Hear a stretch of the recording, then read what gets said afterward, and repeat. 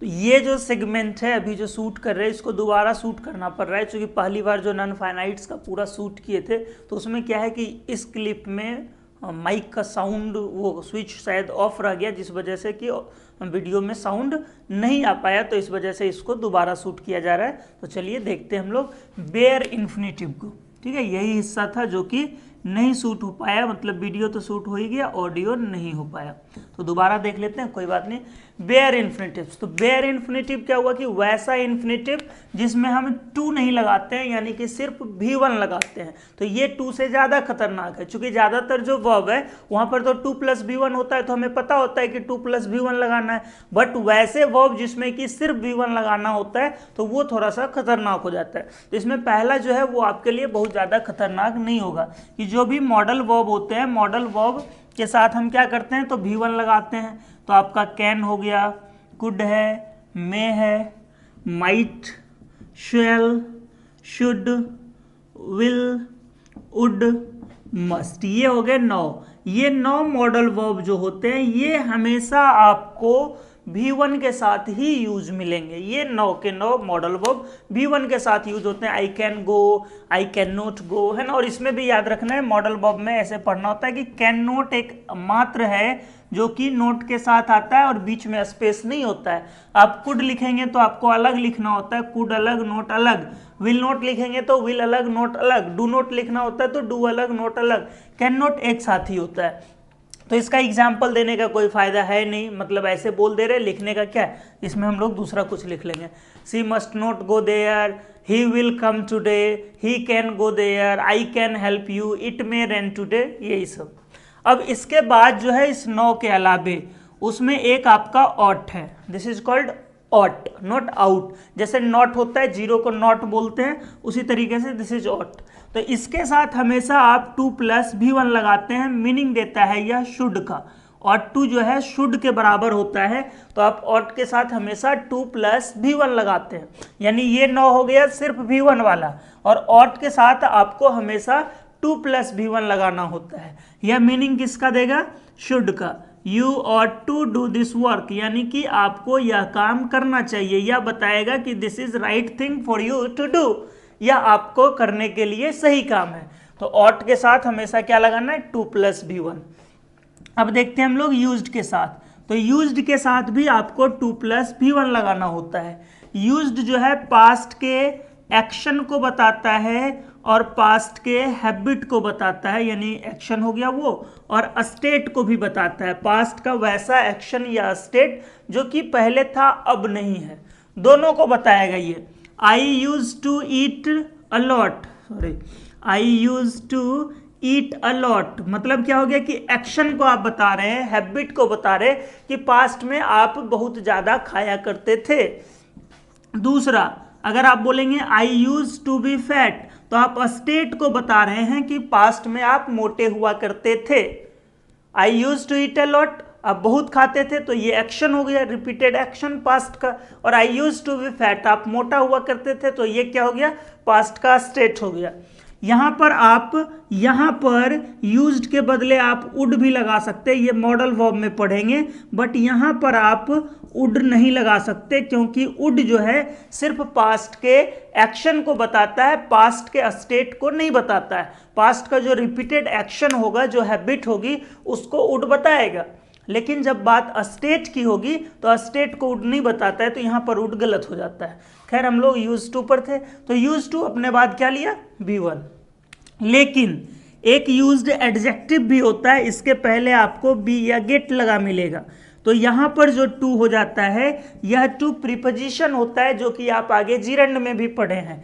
तो यह अपने साथ V4 लेगा। यहाँ यूज्ड एडजेक्टिव हो गया, ये आपके वर्ब हो गए, और यह आपका प्रीपोजिशन हो गया। तो प्रीपोजिशन के बाद हमेशा V4 होता है, तो यहाँ भी आपका V4 होगा। और इस यूज्ड का जो मतलब होता है, यह फैमिलियरिटी को दिखाता है कि आपके लिए वो बातें कोई नई नहीं है, आप उस चीज़ से फैमिलियर हैं। I am use to driving a car, यानी कि आप जो हैं गाड़ी चलाने के आदी हैं, आपको गाड़ी चलाना आता है, आप गाड़ी चलाने से फैमिलियर हैं, आपके लिए यह नई बातें नहीं है। इस यूज्ड का कोई पास्ट ये पास्ट फॉर्म है तो इसका कोई प्रेजेंट फॉर्म नहीं होता है यूज टू। इसका मतलब कि मैं बहुत ज़्यादा खाता हूँ तो आप नहीं बोल सकते आई यूज टू ईट अलॉट, नहीं होता है। मॉडल वर्ब में भी पढ़ते हैं, इसको हम लोग सिंपल प्रेजेंट में ही बनाते हैं कि आई ईट अलॉट, मैं ज़्यादा खाता हूँ। बट इसको आप प्रेजेंट पास्ट फ्यूचर कहीं ले जा सकते हैं, तो जनरली फ्यूचर में नहीं जाता है, प्रेजेंट पास्ट में आता है। आई एम यूज टू मतलब मैं अभी फेमिलियर हूँ, आई वॉज यूज टू मैं पहले फेमिलियर था।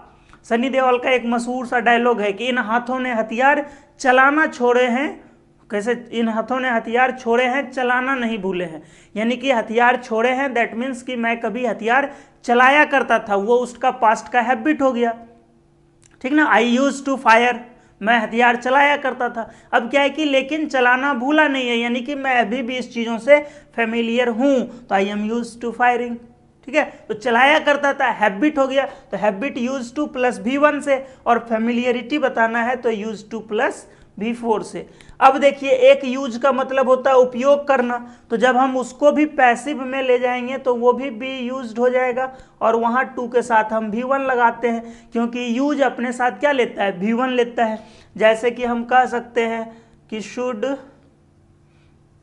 Is used to express advice, कि शुड का यूज जो है एडवाइस बताने के लिए होता है, तो शुड इज, शुड यहाँ पर हम सब्जेक्ट के तरह ले लिए, शुड इज यूज। तो देखिए इस यूज का मतलब क्या हो गया, उपयोग करना, इसका मतलब क्या हो गया हिंदी, उपयोग करना। तो उपयोग किया जाता है, तो उपयोग किया जाना वाला अर्थ में जब आएगा तो यूज एक्टिव में भी टू लेता है, पैसिव में भी क्या लेगा, टू। तो देखिए ऐसा आंख बंद करके नहीं बना देना है कि अगर यूज से पहले कोई मॉडल वर्ब, कोई वर्ब नहीं है, अगर यूज से पहले कोई वर्ब नहीं है तो ये तो फिक्स है कि यूज्ड के बाद टू प्लस V1 ही होगा। ध्यान से कि यूज्ड के पहले अगर कोई वर्ब नहीं है तो वो यूज्ड मॉडल वर्ब है, तो हर हाल में अपने साथ टू प्लस V1 लेगा। लेकिन अगर यूज से पहले is, am, are, was, were है तो ध्यान देना है कि यह टू प्लस V1 भी ले सकता है और टू प्लस V4 भी ले सकता है। अगर इसका यूज उपयोग करना वाला मीनिंग में हो, जो चीज़ें हम यूज करते हैं तो उपयोग करना वाला मीनिंग में यह टू प्लस V1 लेगा, और फेमिलियरिटी को बता रहा होगा तो यह जो है टू प्लस V4 लेगा। तो इन चीज़ों को आप जो है याद रखेंगे तो बेहतर रहेगा। अब हम लोग आगे देखेंगे, तो अभी हम जो है मॉडल वर्ब्स देख रहे हैं, तो मॉडल वर्ब में can, could, may, might, shall, will, should, would, must 9 हो गया, और यूज टू और ऑट टू देख लिए तो कितना हो गया 11। अब मॉडल वर्ब में हमारे पास बच गया कितना, तो 2। चूंकि ये बात बताने की आपको हमें बताने की कोई ज़रूरत नहीं है कि मॉडल वर्ब की संख्या 13 होती हैं, 13 होती हैं, तो 11 तो हम लोग पढ़ लिए। अब देखिए ये 2 बच गया, कौन कौन, नीड और डेयर। अब नीड और डेयर का क्या है कि यह आपका दो रूप में यूज होगा, यह आपके मॉडल वर्ब भी होते हैं और यह आपके मेन वर्ब भी होते हैं। तो ज़्यादा दिक्कत हो जाएगा अगर मॉडल वर्ब भी है मेन वर्ब भी है। जैसे एक मॉडल वर्ब लेते हैं कैन, एक मेन वर्ब लेते हैं वांट। अब इस दोनों से हम सेंटेंस बनाते हैं, I can go, I want to go. He, तो ही कैन गो, ये कैन ही रह जाता है, बट ये क्या हो जाता है, आई वांट्स टू गो, ऐसे हो जाता है। तो सॉरी, ही जो है ही वांट्स टू गो, आई तो लगाएंगे नहीं।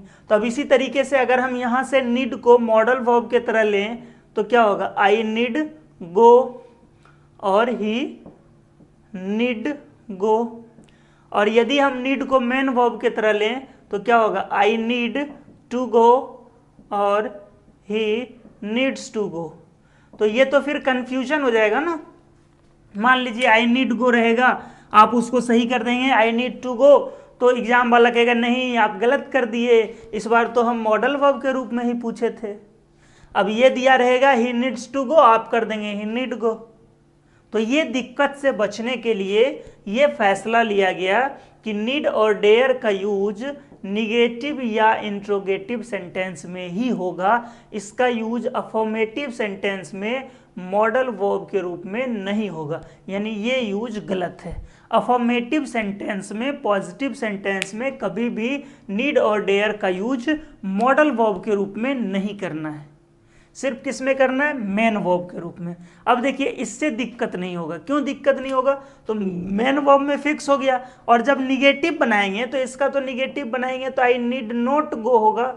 तो जैसे ही नीड के साथ नोट लगा, अब ये क्लियर हो गया कि यह मेन वर्ब नहीं है, क्योंकि मेन वर्ब कभी अपने साथ नोट ले ही नहीं सकता है। नोट का यूज जब भी होता है तो ऑक्सिलरी वर्ब के साथ ही होता है, मेन वर्ब के साथ कभी नोट नहीं होता है। तो यह हो गया। और यदि हम इसे शुरुआत में ले जाएंगे तो नीड आई गो, तो यहाँ से भी पता चल जाएगा कि इन्वर्जन जो होता है, जो सब्जेक्ट से पहले आता है वह ऑक्सिलरी वर्ब आता है, क्वेश्चन में मेन वर्ब नहीं आता है। तो यहाँ जो है नोट लगाने से या सेंटेंस में पहले लाने से, क्वेश्चन बनाने से ये चीज़ें क्लियर हो जाती है कि अब ये जो है सिर्फ और सिर्फ क्या रह गया, मॉडल वर्ब ही रह गया। और उसी तरीके से अगर इसका बनाएंगे तो इसका तो डू से बनेगा, तो I don't need to go.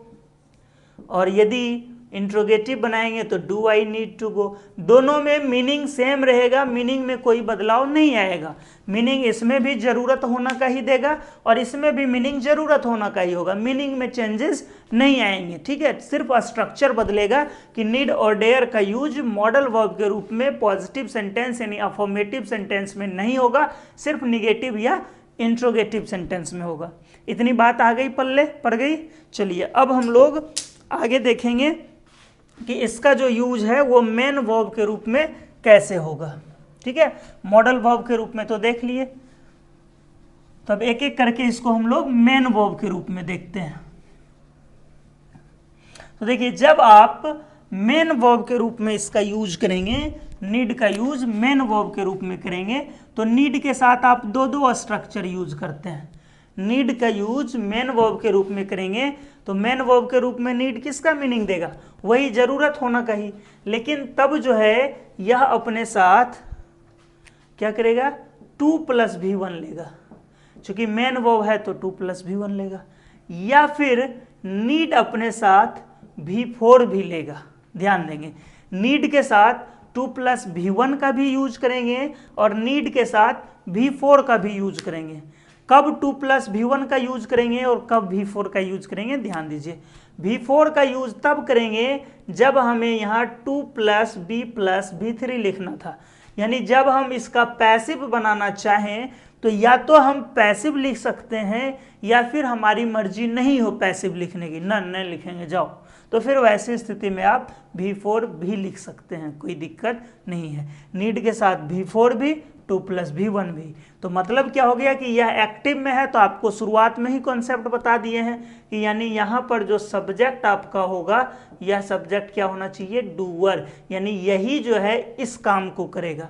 और ये जब पैसिव वाला मीनिंग दे रहा है, यानी यहाँ पर जो सब्जेक्ट है वो सब्जेक्ट क्या होना चाहिए, रिसीवर, यानी ये वाला जो काम है वो इसके ऊपर होगा, ना कि वह इस काम को करेगा। एक एक एग्जाम्पल देख लेते हैं। I need to wash or washing this shirt। और दूसरा this shirt needs to wash या washing। तो देखिए नीचे क्या है, ये वॉश होने का काम शर्ट करेगा नहीं, बल्कि शर्ट को वॉश किया जाएगा, यानी यह काम इस पर होगा। तो ये क्या निकला, रिसीवर, रिसीवर निकला, तो क्या चाहिए, V4।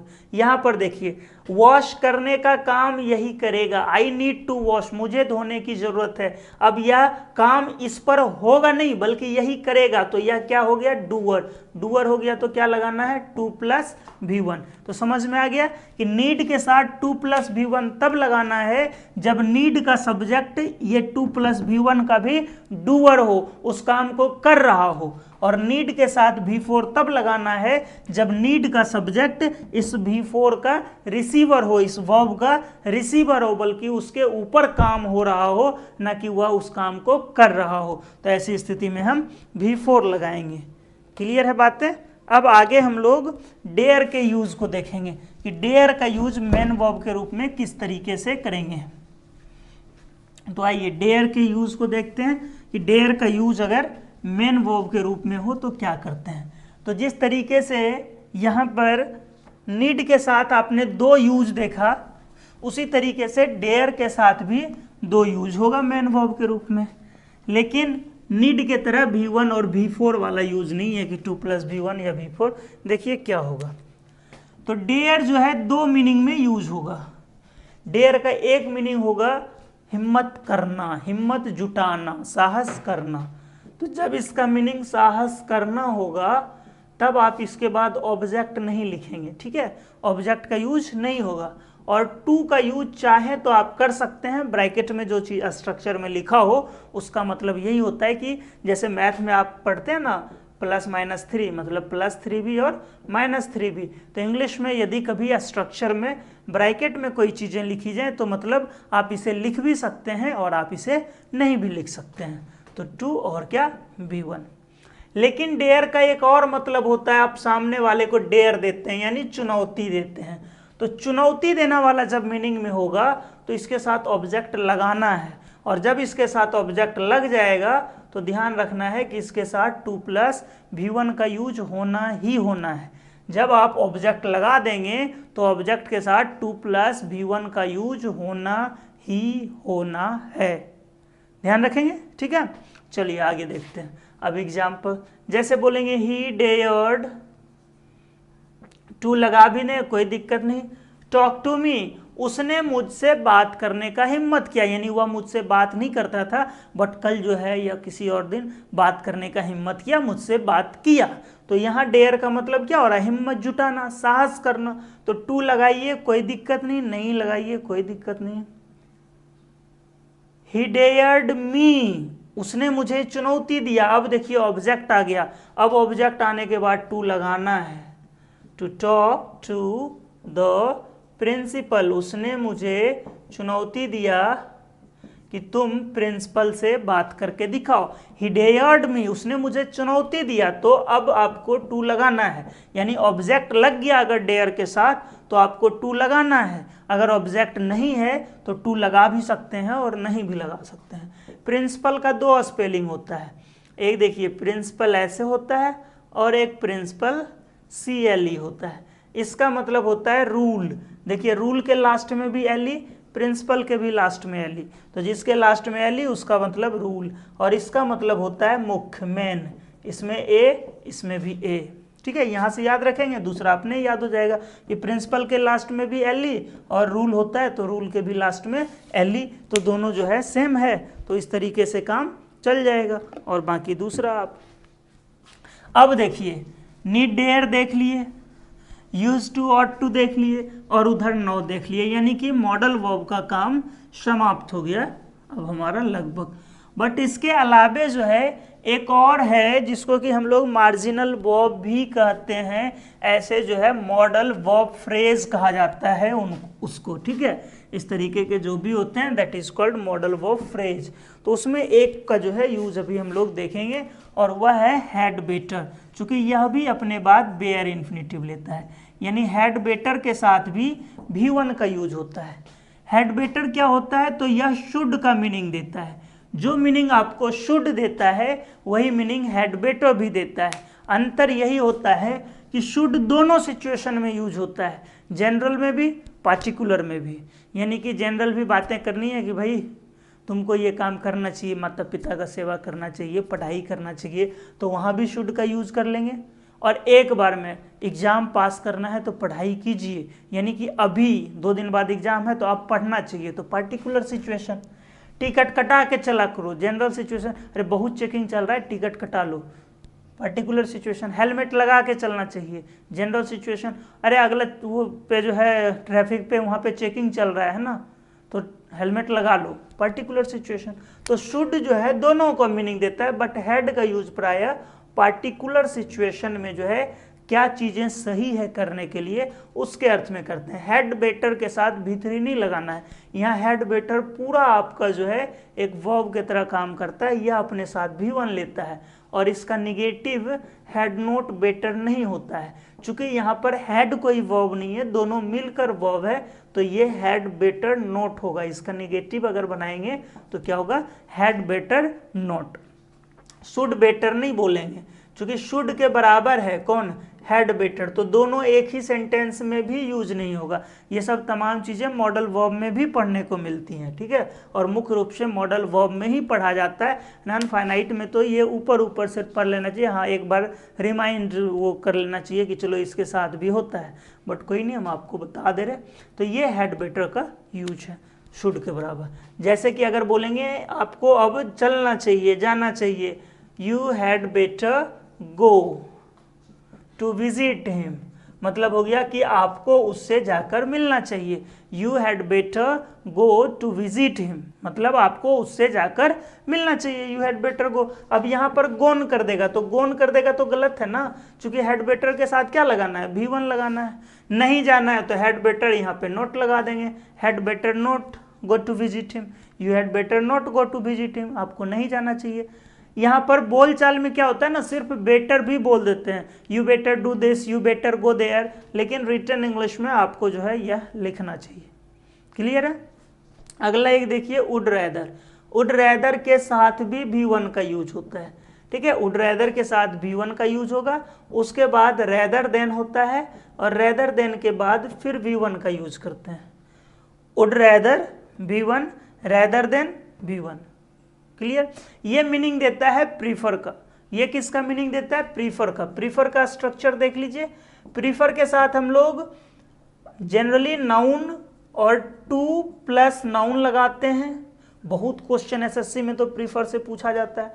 दूसरा हम लोग V4 टू V4 लगाते हैं, और नहीं तो तीसरी स्थिति में टू प्लस V1 और प्लस रैदर देन, ध्यान देंगे रैदर देन, और उसके बाद प्लस V1 लगाते हैं, ठीक है। प्रीफर यानी prefer two plus V1 rather than V1, ये स्ट्रक्चर का भी यूज होता है। जनरली इसमें हम लोग यहीं तक लिखते हैं, रेदर देन से आगे नहीं बढ़ते हैं, सिर्फ प्रीफर टू प्लस V1 लिख देते हैं। बट अगर कभी आपको इससे आगे बढ़ना हो तो ध्यान रहे कि सिर्फ देन तब नहीं लगेगा, क्या लगेगा, रेदर देन लगेगा, और नहीं तो ये दोनों स्ट्रक्चर का ज़्यादा यूज होता है, noun to noun, V4 to V4। तो यहाँ देखेंगे, तो अगर आप बोलेंगे कि आई वुड रेदर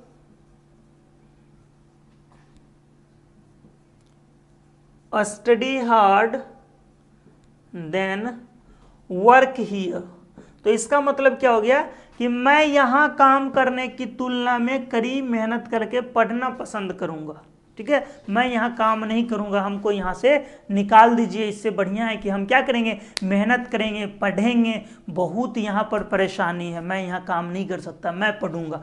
तो I would rather study hard than work here, मैं यहाँ पढ़ाई करूँगा यहाँ काम करने के तुलना में, कि मैं यहाँ काम नहीं करके क्या करना चाहता हूँ, पढ़ना चाहता हूँ। अगर आप इसको वुड प्रीफर से बनाएंगे तो ये बदल जाएगा, तब यहाँ पर आप सिर्फ स्टडी नहीं लिखेंगे, आपको क्या लिखना होगा, टू स्टडी हार्ड, और तब अब यहाँ पर सिर्फ देन नहीं होगा, यहाँ क्या होगा, rather than work here, rather than work here, कि I would prefer to study hard rather than work here, कि मैं जो है पढ़ना पसंद करूँगा, प्राथमिकता दूंगा उसको, किसके तुलना में, तो कड़ी में, सॉरी यहाँ वर्क करने के तुलना में। तो ये चीज़ें आपको आ गई समझ में, उम्मीद है कि चीज़ें समझ में आ गई होंगी, दिक्कत नहीं रहा होगा कि वुड रेदर के साथ आप V1 लगाते हैं और उसके बाद फिर रेदर देन लगाते हैं, और रेदर देन के बाद भी क्या लगेगा,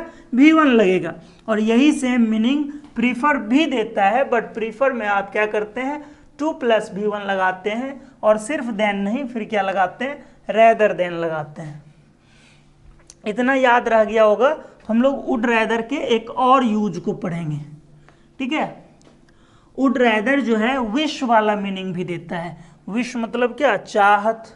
तो वुड रेदर जब विश वाला मीनिंग देगा तब देखिए क्या होगा, वुड रेदर के तुरंत बाद तब वर्ब नहीं आएगा, तब वुड रेदर के बाद एक सब्जेक्ट आ जाएगा, और सब्जेक्ट के बाद वर्ब आएगा, और तब जो यह वर्ब आएगा वो V2 होगा, और इस वर्ब के बाद इसका अपना जो ऑब्जेक्ट कॉम्प्लीमेंट या एडवर्बियल होगा उसका यूज होगा। लेकिन इस वर्ब के बाद ये वर्ब क्या होगा, V2 होगा, ध्यान देना है। वर्ब होगा भी टू, बट इस वर्ब का जो मीनिंग निकलेगा वह प्रेजेंट या फ्यूचर का मीनिंग निकलेगा। जिस तरीके से विश के साथ आप भी टू यूज करते हैं और मीनिंग किसका आता है, प्रेजेंट का आता है। अगर आप बोलते हैं कि I wish I had a lot of money, तो इसका मतलब क्या होता है कि काश मेरे पास ढेर सारा पैसा होता, यानी प्रेजेंट में होता। वर्ब आपने पास्ट का लगाया बट मीनिंग किसका आता है, प्रेजेंट का आता है। ये जितने भी अनरियल कंडीशन होते हैं, अनरियल सिचुएशन होते हैं, हर जगह का स्ट्रक्चर यही है। अनरियल कंडीशन के ऊपर या सिचुएशन के ऊपर एक कंप्लीट वीडियो बनाकर इसको देखा जा सकता है। फिलहाल वुड रेदर, तो अगर आप बोलते हैं कि माई टीचर वुड रेदर, अब यहां पर एक क्या करना है, सब्जेक्ट लगाना है वी, और वर्ब क्या लगाना है, स्टडीड भी टू हार्ड। तो मतलब हो जाएगा कि मेरे टीचर की चाहत है कि हम लोग कड़ी मेहनत करें, यानी यह प्रेजेंट का मीनिंग देगा। वर्ब हमने पास्ट लगाया बट मीनिंग प्रेजेंट का आएगा कि मेरे टीचर की चाहत है। My teacher would rather, would rather किसका मीनिंग दे देगा, विश का मीनिंग दे देगा, यानी चाहना का मीनिंग दे देगा। ऐसा सोचते हैं कि वी स्टडीड हार्ड, कि हम लोग क्या करें, कठिन परिश्रम करें, अच्छे से पढ़ें, मन लगाकर पढ़ें। My father would rather we lived together, मेरे पिताजी की चाहत है कि हम लोग साथ में रहें। My mother would rather I had a lot of money, मेरी माँ की चाहत है कि मेरे पास ढेरों पैसा होता। He would rather I came on next Monday, वह चाहता है कि मैं अगले मंडे को आऊं। तो प्रेजेंट या फ्यूचर का मीनिंग देगा यहाँ पर वुड रेदर, कोई दिक्कत नहीं है। ध्यान रखेंगे कि वुड रेदर के तुरंत बाद जब वर्ब आना है तब लगाते हैं भी वन, ये बात याद रखना है। और रेदर देन और भी वन, सॉरी सिर्फ देन ना, रेदर तो पहले ही आ जाता है ना इसमें, भी वन। और ये मीनिंग किसका देता है, प्रीफर का। लेकिन वुड रेदर के बाद अगर सब्जेक्ट आ जाए तब हम क्या लगाएंगे, भी टू लगाएंगे। और यहाँ भी सिर्फ वुड जो है आपका वर्ब नहीं है, देखेंगे वुड प्रीफर में क्या है कि वुड आपका जो है यह आपका वुड ये मॉडल वर्ब है और प्रीफर जो है ये मेन वर्ब है। तो इसका जब निगेटिव बनाएंगे तो यह बनेगा वुड नॉट प्रीफर। लेकिन यहाँ पर जो है वुड रेदर में ये कोई मॉडल वर्ब, ये मेन वर्ब नहीं है, ये दोनों मिलकर एक वर्ब है। तो इसलिए इसका भी निगेटिव हैड बेटर के तरह ही वुड रेदर का निगेटिव वुड रेदर नॉट होगा, ना कि वुड नॉट रेदर, अगर आपको मीनिंग बनाना है। ठीक है, my teacher would rather we did not waste our time, हमारे टीचर चाहते हैं वी वेस्ट आवर टाइम। चूंकि वुड नॉट लग गया तो इधर फिर नॉट लगाने की जरूरत नहीं होगी। तो my teacher would rather not we wasted our time, कि हमारे टीचर नहीं चाहते हैं कि हम लोग समय बर्बाद करें। तो नोट कैसे लगाना है, बाद में, ध्यान में रहेगी ये बात। ठीक है, तो ये जो अभी हम लोग देखे ये था मॉडल वर्ब से संबंधित। ठीक है, कि मॉडल वर्ब के साथ जो है V1 का यूज होता है तो वो किस तरीके से यूज होता है। अब जो हम लोग देखेंगे वह देखेंगे कुछ मेन वर्ब्स को जिसमें कि आपका बेयर इन्फिनिटिव का यूज होगा, यानी सिर्फ और सिर्फ V1 का यूज होगा। ठीक है, तो एक एक करके हम लोग उस मेन वर्ब को देखने का काम करेंगे। तो हमारा जो मेन वर्ब होगा उसमें कौन कौन सा होगा, तो चलिए आपको लिस्ट दे देते हैं। तो लेट के साथ, मेक के साथ, ठीक है, लेट के साथ, मेक के साथ, हेल्प के साथ, सी के साथ, वॉच, फील, हियर, नोटिस। ये कुछ वर्ब हैं जो कि अपने साथ बेयर इन्फिनिटिव यानी सिर्फ V1 लेते हैं। अब इसको हम लोग एक एक कर पढ़ लेंगे। तो देखिए लेट का यूज देख लेते हैं पहले। तो लेट जो है पॉजिटिव वर्ब में आता है, काम करवाता है, खुद नहीं करता है। लेट का यूज सिर्फ एक्टिव में करते हैं, पैसिव में नहीं होता है। अब आपके माइंड में आएगा पैसिव में नहीं होता है, लेट से तो पैसिव बनाते हैं, let the door be shut ना, let the door be shut, तो यहाँ पर तो पैसिव बना। तो आप याद कीजिए कि अभी हम आपको बताए हैं कि पैसिव जो होता है वो सेंटेंस नहीं होता है, एक्टिव या पैसिव वर्ब होते हैं। तो देखिए यहाँ पैसिव किस वर्ब का बना, शट का बना। पैसिव का मतलब बी प्लस बी3, तो बी प्लस बी3 तो शट का बना ना। लेट का पैसिव कहाँ बनाए, लेट का तो हमने सिर्फ यूज किया पैसिव बनाने में। किसका पैसिव बनाने में, शट का। तो यहाँ पैसिव शट का बन रहा है ना कि लेट का बन रहा है। तो लेट का यूज एक्टिव में ही करते हैं और लेट के बाद V1 लगता है और लेट के साथ हमेशा ऑब्जेक्टिव केस लगेगा लेट के बाद। जैसे बोलेंगे ही लेट मी गो, तो यहाँ पर लेट B2 हो गया, अनुमति देना कि उसने मुझे जाने की अनुमति दी। तो यहाँ पर ऑब्जेक्टिव केस, चूंकि ऑब्जेक्ट है तो लगना ही है और ये हमेशा V1 लगेगा। अब इसको हम पैसिव में बना नहीं सकते। लेट किसके बराबर होता है, अलाउ के, यानी कि यह क्या मीनिंग देगा, he allowed me to go. Allow के साथ जब भी लगाना है तो 2 + V1, यानी एक्टिव में ये दोनों मीनिंग बराबर है। अब दोनों का पैसिव हम एक ही बना सकते हैं कि I was allowed to go, कि मुझे जाने की अनुमति मिल गई। यानी पैसिव में सिर्फ अलाउ का यूज करते हैं, एक्टिव में दोनों बराबर है। लेट लगाएंगे तो V1, अलाउ लगाएंगे तो 2 + V1। चलिए अब आगे बढ़ा जाए, लेकिन एक बात याद आ गई तो बता दें, अलाउ का यूज जो है हम लोग इट के साथ नहीं करते हैं, ऐसे कि इट इज अलाउड या नॉट अलाउड, इसका यूज नहीं होता है। ठीक है, यहाँ पर हम लोग अलाउ के बदले परमिट का यूज करते हैं कि इट इज नॉट परमिटेड। अगर आई है तो I was not allowed to सही है, I am not allowed to सही है, he is not allowed to सही है, ही इज अलाउड टू वो सही है। बट इट के साथ अलाउड का यूज नहीं करते हैं, बल्कि किसका यूज करते हैं, परमिट का यूज करते हैं। अब हम लोग आगे जो है मेक की ओर बढ़ते हैं कि मेक का यूज किस तरीके से होगा बेयर इन्फिनेटिव के साथ। तो मेक भी जो है कॉजेटिव वर्ब है, यह भी काम को करवाता है, खुद नहीं करता है। ठीक है, तो मेक के साथ भी एक्टिव में मेक अपने बाद अपना ऑब्जेक्ट लेगा और ऑब्जेक्ट के बाद जो है V1 का यूज होता है एक्टिव में। लेकिन पैसिव में जब आप यूज करेंगे तो मेक अपने साथ 2 + V1 लेगा। जैसे कुछ वर्ब क्या है ना कि नहीं होता है, जैसे हंसना का हो गया लाफ, हंसाना का कुछ नहीं होता है तो हम क्या बोलते हैं, ही मेड मी लाफ ना, तो हंसाना हो जाता है। सुनना का होता है लिशन, सुनाना का नहीं होता है तो ही मेड मी लिशन, उसने मुझे सुनाया। तो इस तरीके से मेक का यूज करते हैं। तो जब एक्टिव में यूज हो तो V1 और पैसिव में यूज हो तो 2 + V1।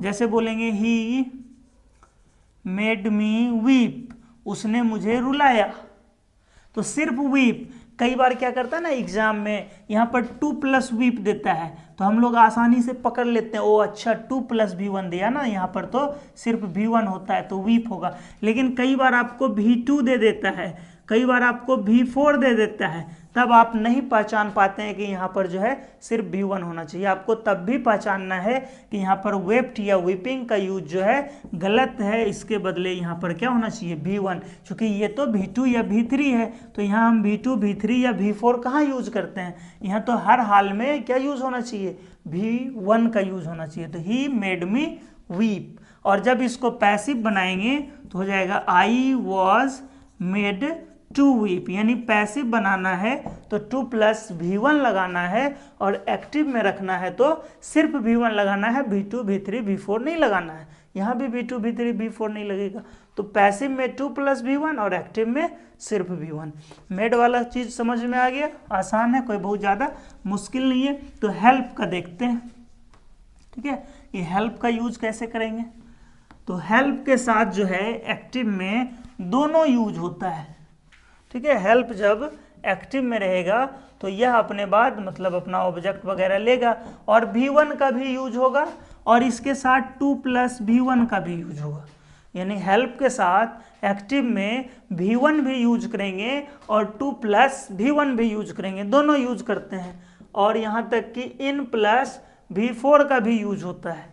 यानी हेल्प के साथ V1 भी हो गया, 2 + V1 भी हो गया, इन + V4 भी हो गया, तीनों का यूज कर सकते हैं, कोई दिक्कत नहीं होगा। आई helped him complete his work, मैंने उसके काम को कंप्लीट करने में उसकी मदद की। आई helped him complete his work, तो यहाँ पर हम क्या किए, सिर्फ V1 लगाए, ये भी सही है। अगर हम बोलेंगे कि I helped him to complete his work, तो भी सही है। और यदि हम बोल देंगे कि I helped him in completing his work, sorry complete छूट गया, इन कंप्लीटिंग हिज वर्क, तो भी सही है कि मैंने उसे उसकी काम खत्म करने में मदद की। पैसिव में यह जो है 2 + V1 से बनता है, फिर पैसिव में सिर्फ V1 नहीं होगा, पैसिव में क्या हो जाएगा, he was helped to complete his work. तो पैसिव में आप इसका 2 + V1 लगाते हैं, सिर्फ V1 का यूज नहीं करते हैं। लेकिन एक्टिव में जो है आप इसके साथ यूज कर सकते हैं, इसका V1 का और 2 + V1 दोनों का। अब जो है इससे पहले कि आगे बढ़ें, सी वॉज फील हियर नोटिस के तरफ हेल्प के एक और यूज को देखते हैं। हेल्प का जो है एक और यूज है जो कि सिर्फ और सिर्फ कैन और कुड के निगेटिव फॉर्म में, यानी कि कैन नॉट या कुड नॉट के साथ संभव है। हेल्प जब कैन नॉट और कुड नॉट के साथ मिलता है तो यह एक अलग मीनिंग दे देता है, कैन नॉट या कुड नॉट। अब देखिए इसको आप अलग अलग भी लिख सकते हैं, कैन नॉट या फिर कुड नॉट। इसके साथ जब आप हेल्प का यूज करते हैं, ठीक है, तो दो बातें होती है।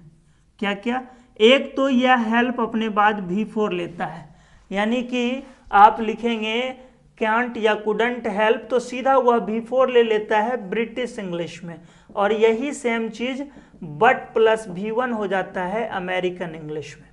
देखेंगे स्ट्रक्चर की कांट या कुडंट हेल्प V4 या फिर कांट या कुडंट हेल्प बट + V1, या ब्रिटिश इंग्लिश या अमेरिकन इंग्लिश, मीनिंग दोनों का सेम होगा, खुद को नहीं रोक पाना, खुद को नहीं रोक पाना, किसी काम को करने से खुद को नहीं रोक पाना, उस अर्थ में ये दोनों होता है। तो आपको दोनों याद रखना है, ब्रिटिश स्ट्रक्चर भी ब्रिटिश इंग्लिश में जो होता है और अमेरिकन इंग्लिश में भी। एग्जाम में क्या करना है, अगर दोनों आ जाए तो ब्रिटिश वाले को चुनना है, और यदि ब्रिटिश इंग्लिश वाला नहीं आए तो अमेरिकन इंग्लिश से काम चला लेना है, मीनिंग सेम रहेगा।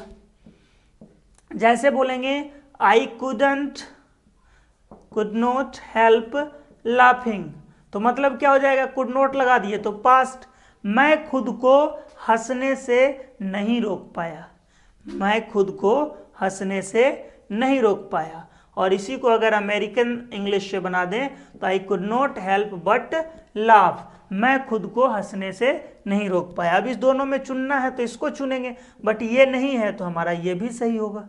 तो कैन नॉट या कुड नॉट के साथ जब आप हेल्प लगाते हैं तो यह एक, यहाँ भी मदद करना वाला मीनिंग आएगा, तो फिर जो अभी हम लोग पीछे देखे थे उसी का यूज करना है। जब खुद को रोक नहीं पाना वाला मीनिंग आ जाए तब हम लोग जो है यहाँ पर V4 या बट + V1 लगाते हैं, V4 ब्रिटिश इंग्लिश में, बट + V1 अमेरिकन इंग्लिश में, और इसका मीनिंग जो है वह चेंज हो जाता है। इसका मीनिंग क्या हो जाता है, खुद को नहीं रोक पाना। समझ में आ रही बातें। He could not help weeping, वह खुद को रोने से नहीं रोक पाया। I can't help crying whenever I listen to some tragic story, जब भी मैं कुछ ट्रेजिडी वाली कहानियां सुनता हूं तो मैं अपने आप को रोने से नहीं रोक पाता हूं। तो जब भी ये आ जाए तो खुद को नहीं रोक पाना, ये चीज समझ गए। चलिए अब हम लोग आगे देखते हैं जो हमारा बचा हुआ है वो, उसके बारे में कि उसका क्या स्ट्रक्चर है, उसका क्या हाल है।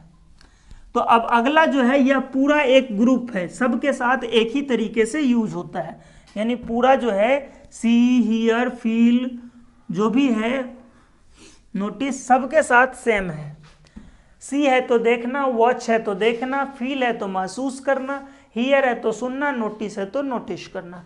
ये सब के साथ आप V1 भी लगाते हैं और सब के साथ V4 भी लगाते हैं, और इस सब के साथ हमेशा जो है आगे ऑब्जेक्ट का ही यूज होता है। चूंकि आगे आपको जिरंड में पढ़ा चुके हैं, ये तो अभी हम बोले कि इतना दूर का आवाज़ नहीं आ पाया, साउंड क्लियर नहीं हो पाया तो फिर से रिकॉर्ड करना पड़ रहा है, नहीं तो आगे आप जिरंड में पढ़ेंगे कि V4 से पहले जो है पजेसिव एडजेक्टिव का भी यूज होता है, और V4 से पहले जो है ऑब्जेक्टिव केस का भी यूज होता है। तो तो कब ऑब्जेक्टिव केस होता है, कब पजेसिव एडजेक्टिव होता है, इसकी चर्चा आगे आपको मिलेगी। यहाँ पर याद रखना है इस सब के साथ हमेशा ऑब्जेक्टिव केस का ही यूज होता है। तो यानी ऑब्जेक्ट के बाद V1 भी मिल सकता है, V4 भी मिल सकता है। V1 मीनिंग देगा कंप्लीट का, कि शुरू से लास्ट तक, यानी शुरू से अंत तक, खासकर अंत वाला मीनिंग पे ध्यान रखना है कि जब से शुरू हुआ तब से लेकर अंत तक उस एक्शन को देखा गया, फील किया गया, सुना गया और नोटिस किया गया। और ये मीनिंग देगा प्रोग्रेसिव वाला, कि एक्शन अभी चल ही रहा था, बीच में कहीं पर थोड़ा देर के लिए सुना गया या देखा गया। समझ में आ रही बात है? जैसे किसी को आप छोड़ने के लिए गए स्टेशन पे, तो देखेंगे अगर वो आदमी इम्पोर्टेंट है तो ट्रेन में बैठा दिए, और ट्रेन जब तक आपके नज़र से ओझल नहीं हो गई, या बस में बैठा दिए, बस जब तक नज़र से ओझल नहीं हो गई, हम लोग तब तक देखते हैं, यानी कहाँ तक देख रहे हैं, लास्ट तक देख रहे हैं। तो वही स्थिति में V1 लगाया जाता है। और V4 जब बीच में कहीं हो तो, जैसे कि एग्जाम्पल से समझ लेते हैं। मान लीजिए यहाँ पर आपका घर है, ठीक है, कच्चा ही बना दे रहे, ये सड़क है, और यहाँ पर आपका स्कूल है, ठीक। अब यहाँ से आप अपने बच्चे को भेजेंगे कहाँ, स्कूल पढ़ने के लिए। कुछ दूरी है, 300-400 मीटर की दूरी है। तो पहले जब बच्चा छोटा होगा तो उसको क्या करेंगे, लेके जाएंगे, यहाँ से स्कूल पहुँचा देंगे, लेके चलेंगे, स्कूल पहुँचा देंगे, फिर शाम में छुट्टी होने से पहले वहाँ चले जाएंगे, वहाँ से ले आएंगे। इस तरीके से कुछ दिन करने के बाद किसी दिन आलस वगैरह लगेगा तो फिर क्या करेंगे, उसको समझाएंगे, बेटा तुम ब्रेव हो ना, ब्रेव बॉय जो है या ब्रेव गर्ल क्या होता है, खुद से स्कूल जाता है, खुद से स्कूल से आता है, तुम जाओ यहाँ से, मैं यहाँ से देखूंगा।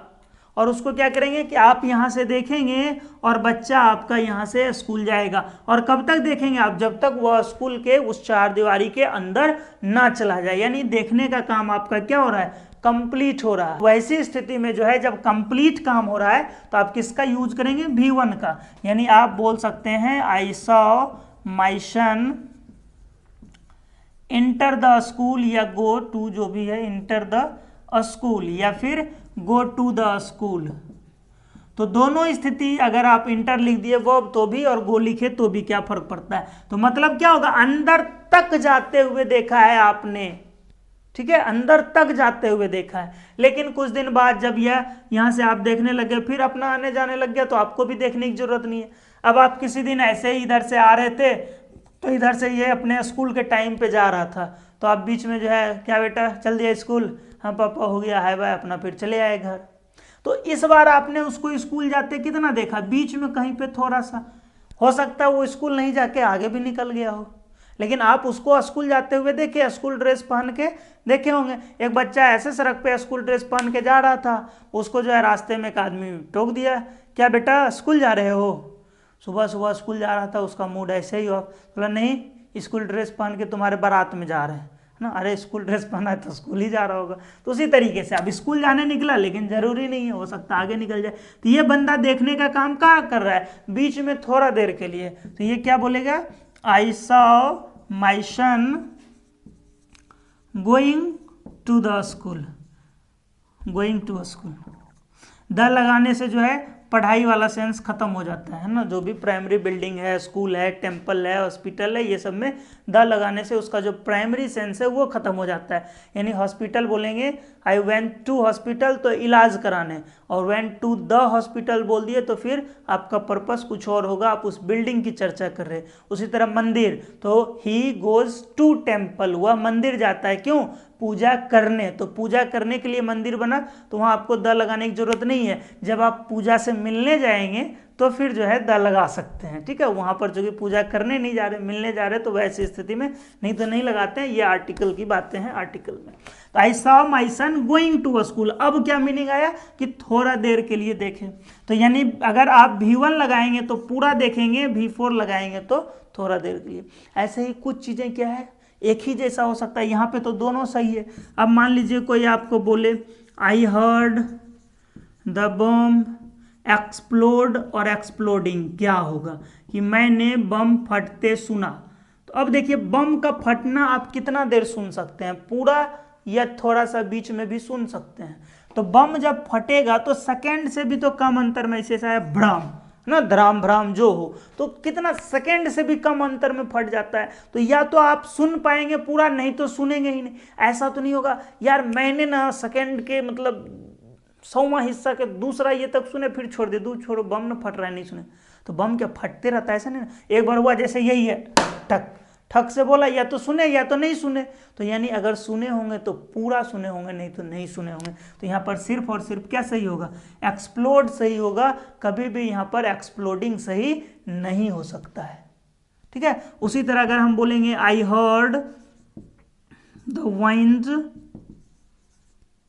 ब्लोइंग या ब्लो, ब्लोइंग या ब्लो, तो अब देखिए हवा का बहना सुनना, तो बहना सुनने का मतलब यहाँ पर हवा सुन नहीं सकते, लेकिन क्या है कि पेड़ पौधा झाड़ी में से जब हवा गुजरेगा तो झरझराहट होगी, तो कहते हैं कि हवा जोर से बह रहा था हम सुने थे, तो वैसी स्थिति में तब बोले हवा तो सब दिन चल रही है, आपने उसको बीच में कहीं थोड़ा देर के लिए सुना, ऐसा तो नहीं कि आप पूरा सुन सकते, संभव भी नहीं है। तो जब भी होगा तो यहाँ पर क्या होगा, ब्लोइंग होगा, ब्लो कभी नहीं हो सकता है। तो ये सब जो भी है सी वॉज फील हियर नोटिस, अगर आप इसके साथ V1 लगाएंगे तो यह कंप्लीट का मीनिंग देगा, और जब आप इसके साथ V4 लगाएंगे तो फिर यह जो है प्रोग्रेसिव का मीनिंग देगा, ठीक है। तो यहाँ तक जो है आपके पिछले क्लिप में जब साथ में रिकॉर्ड हो रहा था तो यहाँ तक के क्लिप में साउंड नहीं थी, तो यहाँ तक का शूटिंग फिर से कर दिया गया। आगे जो है फिर आप वही देखेंगे जो पीछे शूट किया गया है। तो अब आगे अगर हम लोग दो इन्फिनिटिव को जोड़ने का काम करते हैं, ठीक है,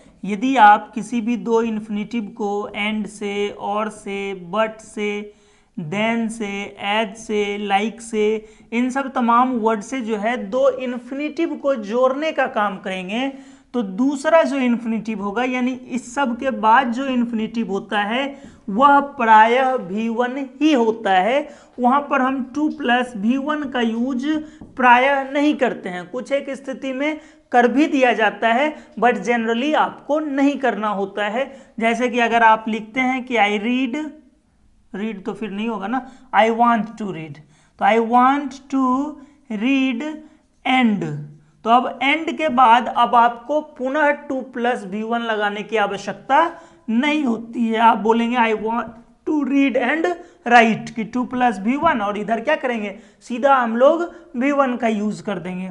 it is as easy to write, लिखना उतना ही आसान है जितना कि पढ़ना, तो it is as easy to write as read. यहां पर आपको जो है लगाने की जरूरत नहीं पड़ती है, क्या 2 + V1। तो जब आप एंड और बट देन एज लाइक इन सब से जो है तमाम इन्फिनिटिव्स को जोड़ेंगे, तो 2 + V1 के बाद जब आप दूसरा 2 + V1 लिखते हैं तो वहां सिर्फ V1 से काम चल जाता है। हालांकि ध्यान रखेंगे ये सभी वर्ड्स V4 को भी जोड़ते हैं, तो जब यह V4 को जोड़ेंगे तो फिर आपको दोनों V4 लिखना है, आपको फिर 2 + V1 नहीं लिखना है। जैसे अगर इंजॉय के साथ लिखेंगे तो इंजॉय तो अपने बाद क्या लेता है, V4 लेता है, या फिर फिनिश्ड के साथ लिखें, फिनिश भी अपने बाद V4 लेता है, माइंड भी अपने बाद V4, मेंशन, तो ये सब हम लोग आगे वर्ब पढ़ेंगे। तो आई एंजॉय प्लेइंग एंड, तो अब एंड के बाद यहां पर V1 नहीं लिख देना है, क्योंकि V1 तब लिखना है जब हम लोग 2 + V1 को जोड़ते हैं, इन्फिनिटिव को जोड़ेंगे तब लिखना है V1। अब तो ये V4 को जोड़ने का काम कर रहा है ना, तो इधर अगर आप प्लेइंग लिखेंगे तो इधर आपको रीडिंग लिखना होगा, यहाँ पर आप रीड नहीं लिखेंगे, सिर्फ रीड लिखेंगे तो गलत हो जाएगा। तो ये ध्यान रखेंगे कि ये सब जो वर्ड्स हैं एंड, और, बट, देन, एज, लाइक, ये सब तमाम वर्ड्स अगर दो इन्फिनिटिव को जोड़ रहे हैं तो 2 + V1 नहीं लिखकर बाद वाला में सिर्फ V1 लिख देना है। लेकिन अगर यह दो V4 को जोड़ने का काम करेगा तो फिर दोनों साइड V4 लिखना है, V1 नहीं लिखना है। समझ में आ गई ये बातें। इसके बाद रेदर देन के साथ भी आपका V1 का ही यूज होता है, रेदर देन के साथ आप V1 का यूज करते हैं। आम बोलचाल की भाषा में या नोवेल वोवेल पढ़ेंगे तो लिखने में रेदर देन के साथ V4 का यूज लिखा हुआ मिलेगा, बट नहीं, आपको जो है रेदर देन के साथ V1 का यूज करना है। रेदर देन वेटिंग हियर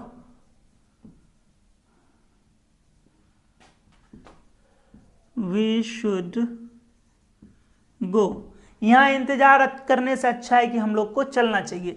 तो रेदर देन वेटिंग हियर, ये गलत हो गया। यहाँ क्या होगा, रेदर देन वेट हियर। चूंकि रेदर देन के बाद भी आपको सिर्फ V1 का यूज करना पड़ता है, बेयर इन्फिनिटिव का यूज करना पड़ता है। तो आप रेदर देन के बाद भी सिर्फ V1 लगाएंगे, जबकि स्पोकन इंग्लिश में आम बोलचाल की जो भाषा है हमारी, लिखा हुआ जो नोवेल वगैरह मिलेगा, मैगजीन, वो सब में देखेंगे रेदर देन के बाद V4 का यूज मिलता है।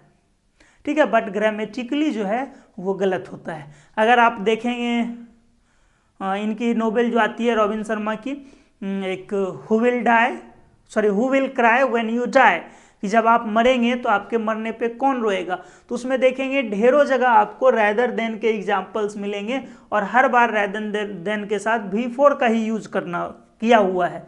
बट आपको एग्जाम में V4 का यूज नहीं करना है। ठीक है, आपको सिर्फ V1 का यूज करना है। अगला देखिए वाई, यह एकमात्र ऑक्सिलरी WH वर्ड्स हैं जिसके साथ आप V1 का यूज करके क्वेश्चन बना सकते हैं। एकमात्र WH वर्ड, दूसरा कोई WH वर्ड नहीं है। अगर आप व्हाट लिखते हैं तो आप व्हाट के साथ एक तो बाकी वाई के को छोड़कर बाकी जो भी आपके WH वर्ड्स बच गए, वाई के अलावे जो भी WH वर्ड्स हैं सब के सब अपने साथ 2 + V1 लेते हैं।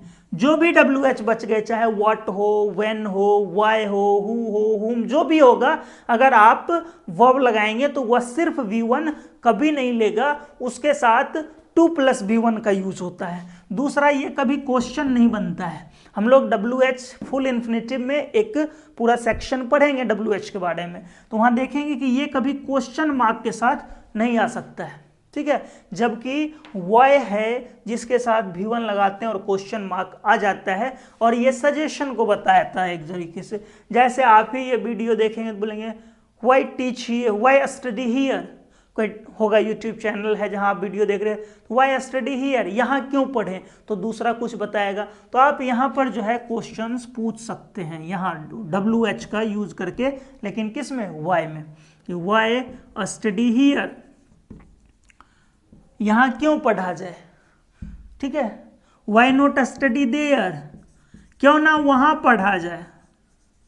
तो इस तरीके से आप WH में वाई का यूज करते हुए, सिर्फ वाई, और उसके साथ V1 का यूज करते हुए क्वेश्चन बना सकते हैं।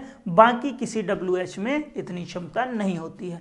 तो ये जो अभी आप पढ़ रहे थे ये था बेयर इन्फिनिटिव, यानी वैसे जगह वैसे वर्ब जो कि अपने साथ सिर्फ V1 का यूज करते हैं, इनके साथ 2 + V1 नहीं आता है। उसमें हम लोगों ने अलग अलग कॉन्सेप्ट को देखा। अगर आपको कहीं भी समझने में कोई भी दिक्कत हो गया हो, दिक्कत रह गया हो, तो कोई बात नहीं, आपके पास ऑप्शन है, वीडियो को रिवाइंड कीजिए, पीछे जाइए, उसको देखिए। स्पीड अगर लगता है कि ज़्यादा है तो आप उसको कम करके पढ़ सकते हैं। पढ़ने के लिए आपके पास उतना ये है, कोई बहाना वहाँ पर नहीं चलता है। तो अगर समझ में कहीं भी कोई दिक्कत रही, हालांकि कोशिश किया गया कि आप एक बार में समझे, बट कहीं भी कोई दिक्कत रही तो आप फिर से उसको देख सकते हैं।